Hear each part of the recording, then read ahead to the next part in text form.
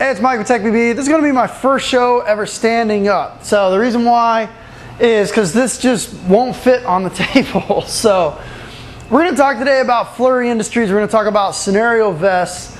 And, you know, if you've never played a scenario game or you've been kind of thinking about it, you know, I wouldn't say maybe pick up a scenario vest for the first time you play. Go play one and you're probably going to realize why you need a scenario vest.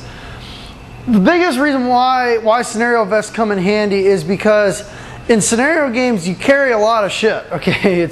You're walking really long distances, and instead of having a fanny pack which is weighing you back, you can kind of equally distribute the weight all over your body. Now, one of the biggest reasons why I really like the scenario vest is typically when you're at a scenario game, one, you're going to be holding, usually if you're in touch with your commander, you're really out there running a lot of missions, you're going to have a walkie-talkie. The other thing you're going to have is you're going to have a player ID card.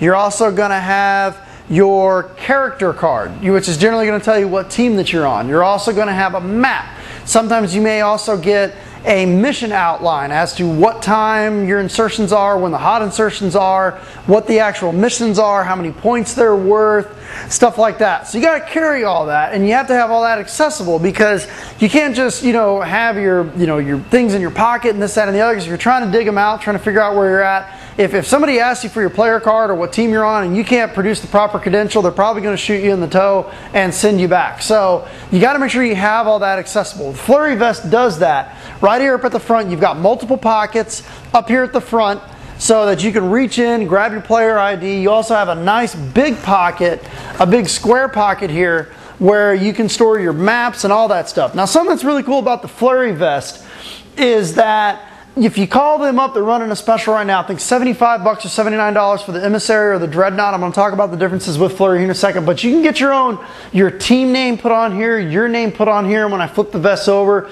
you can put your web page on there, your team name, and also. So you can customize it, and they'll do that for you right there on the spot. And they're doing it for free. So for $75, $80, you get your own vest with your name on it, your team name on it. If you get a whole bunch of them, like what we did with TechBB, a lot of people got TechBB. A couple people got TechBB Sucks, which is going to be pretty cool. It's going to be a new web page totally dedicated to me owning Kitty, for instance.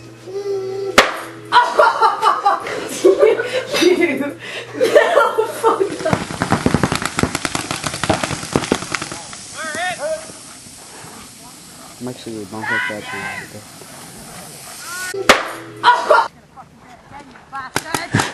Oh, bye-bye, sweetheart! Woo!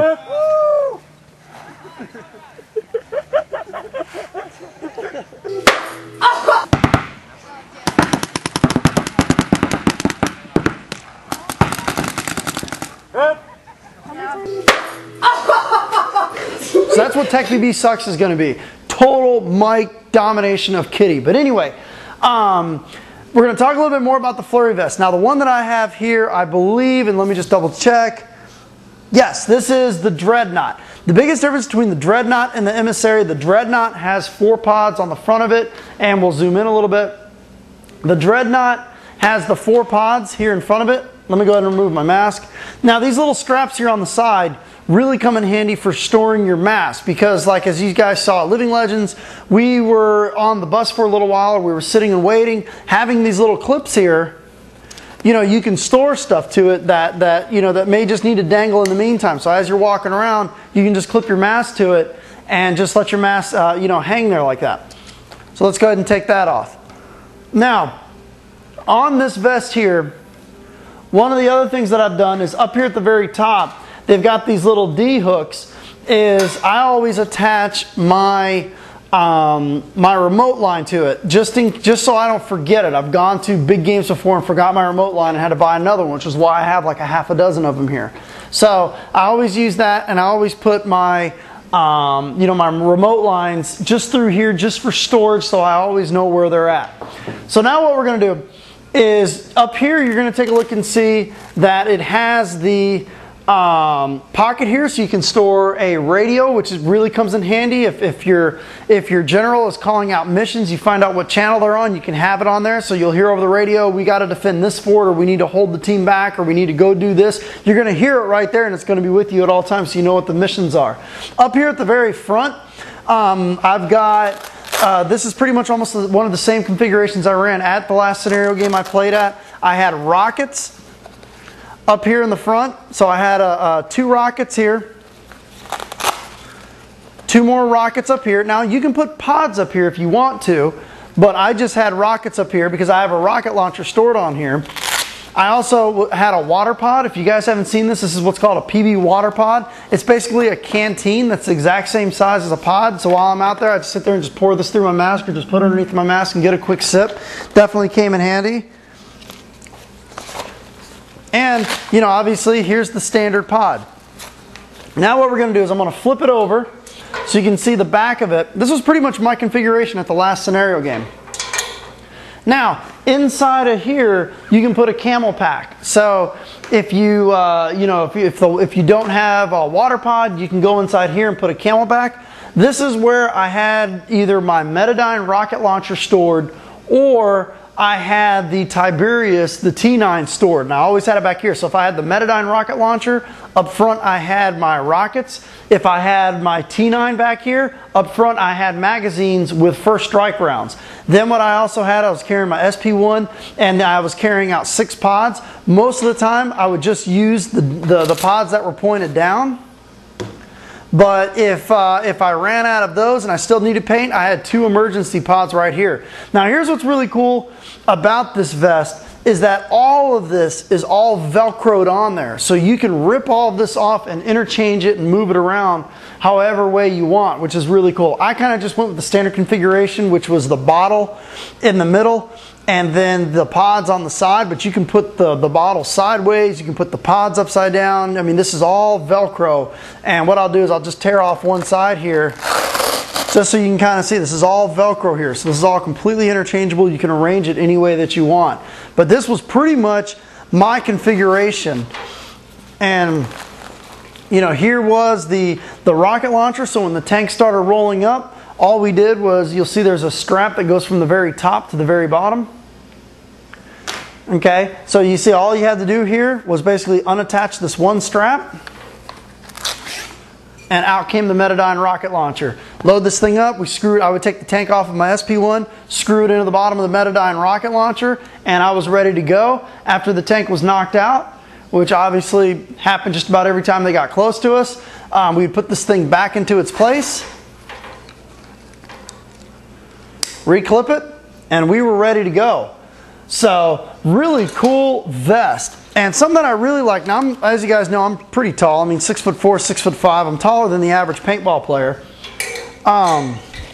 When you go to put this on, and let me sling this on, here we go.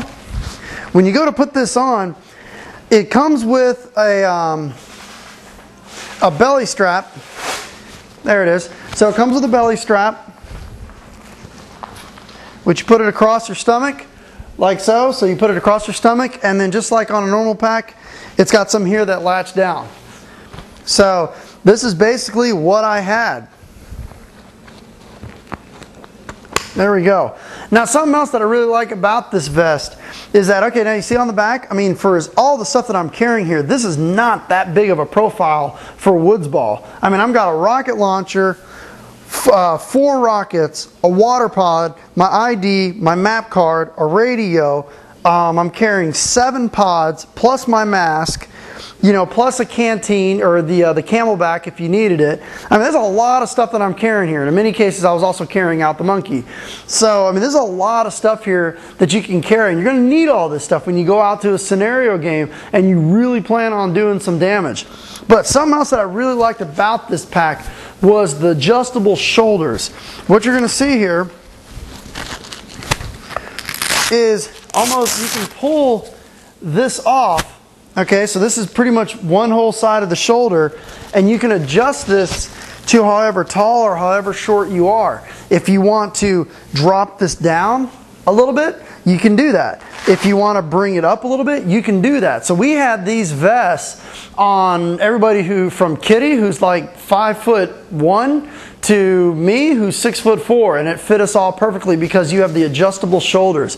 So this is a great little scenario vest, and pretty much the biggest difference between the Dreadnot and the Emissary is whether you want 4 pods on the front or 2 small pouches. If you run like a RAP4 magazine fed gun or like a Tiberius with a magazine fed gun, go with the Emissary with the little pouches. If you want more storage capacity, go with the Dreadnot. I think they're only $3 or $4 in difference. So this is it for the Flurry Industries vest. I really like this vest a lot. It's really well made. I will say this, if you're going to wear a scenario vest, I would not be wearing a t-shirt and a jersey underneath here. I highly recommend that if you're going to wear one of these, go get a long sleeve, loose fitting Under Armour shirt and don't wear a jersey. You will, if you wear this all day long, you will drink between 2 to 3 gallons of water. I swear to God. These things, they're warm. You're carrying a lot of additional weight that you may not be used to. You know, you've got this on the back, you've got this on the front. You need to make sure that you are continuing to drink large amounts of water with this because you will sweat your nuts off when you're out there playing. I'm saying this very, very realistically because the first time I used one of these, I only drank about 2 gallons of water and I was parched and toasted the next day. You need to be pounding water at every chance you get, either through the Camel Pack or through like a PB water pod, you know, and just keep drinking water every time you get, you know, back to your pits. Pound that water, and definitely do not layer up when you wear these vests. This offers plenty of protection as it is. You don't need to be, you know, wearing multiple layers and all that stuff. For me, all I was wearing was a long sleeve Under Armour shirt. I was wearing my elbow pads and the vest, and that was it. And for the most part, I stayed pretty cool all day. So go check out Flurry Industries. This is probably one of the best packs I've ever seen. The customization with putting your name on it, putting your team logo on the back, they'll do it right for you right there on the spot. The service is awesome. Go check them out, flurryindustries.com. Thank you.